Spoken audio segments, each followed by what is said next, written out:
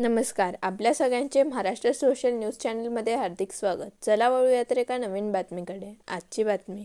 धुळे महापालिका निवडणुकीच्या पार्श्वभूमीवर भाजपाकडून इच्छुक उमेदवारांनी उमेदवारी अर्ज भरण्यास सुरुवात केली आहे.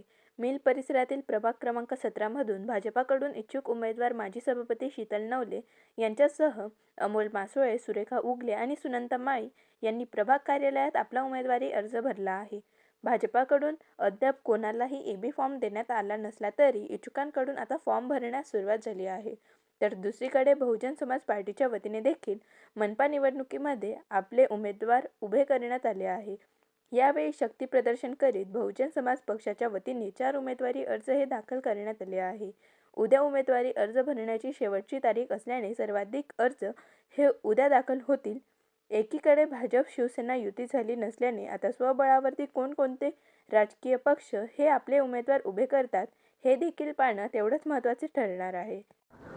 राज्याचे लाडके मुख्यमंत्री आदरणीय देवेंद्रजी, प्रदेशाध्यक्ष चव्हाण साहेब, तसेच धुळे जिल्ह्याचे अध्यक्ष गजेंद्र शेठ अंपळकर, धर्मयोद्धा आमदार माझा मित्र अनुप भैया अग्रवाल यांच्या आदेशाने आणि आशीर्वादाने आज मी प्रभाग क्रमांक 17D मधून माझा नामांकन अर्ज दाखल केला आहे. मी प्रभाग क्रमांक 17 मधून अ साठी फॉर्म नॉमिनेशन केलेला आहे भारतीय जनता पार्टी पक्षाकडने. नाव सांगा. मागच्या पंचवार्षिकला माझ्या मातोश्री सुरेखा चंद्रकांत उगले या नगरसेविका होत्या. त्यांनी देखील इथे प्रभाग क्रमांक 17B मधून नॉमिनेशन अर्ज भारतीय जनता पार्टीचा दाखल केलेला आहे.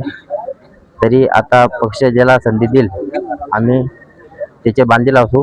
धुळे महानगरपालिकेच्या निवडणुकीमध्ये बहुजन समाज पार्टीच्या वतीने आम्ही प्रभाग क्रमांक 9 मध्ये आमचा उमेदवारी अर्ज दाखल केलेला आहे आणि याही पुढच्या ज्या प्रभाग आहेत त्या ठिकाणी सुद्धा आम्ही आमचे उमेदवार उभे करणार आहोत.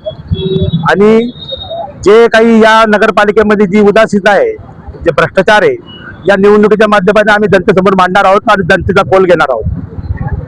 बातमी आवडल्यास चॅनलला लाईक व सबस्क्राईब करा व दररोज अशा नवनवीन बातम्या पाहण्यासाठी चॅनलला फॉलो करा. धन्यवाद.